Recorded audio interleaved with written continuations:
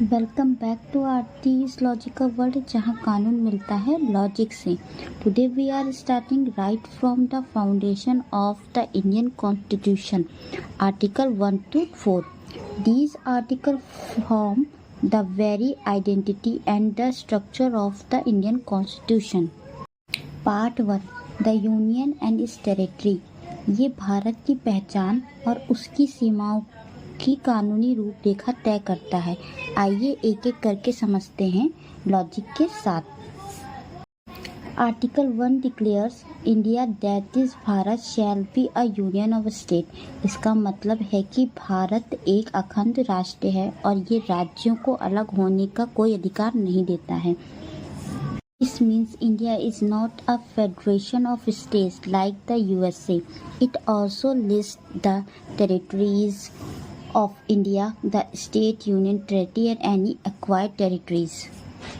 Article 2 ये power देता parliament को कि वह भारत में नए राज्यों का निर्माण कर सके या नए राज्यों को शामिल कर सके, जैसे कि सिक्किम, जो कि इसी प्रोविजन के अंदर भारत में शामिल हुआ। आर्टिकल 3 ये पावर देता है पार्लियामेंट को कि वह एक नया राज्य बना सके और उसकी सीमाओं को तय करे या किसी राज्य का नया नाम दे, जैसे कि 2014 में तेलंगाना को आंध्र प्रदेश से अलग करके एक नया स्टेट बनाया गया। आर्टिकल 4 एक प्रोसीजर आर्टिकल है। ये हमें बताता है कि ऐसा कोई भी कानून जो आर्टिकल 2 और 3 के तहत बनाए गए हैं, it can also make change to the first and fourth schedule of the constitution. वो कहते हैं ना कि कॉन्स्टिट्यूशन एक किताब ही नहीं है, is the soul of our democracy, और इसे समझना हमारा पहला कदम है।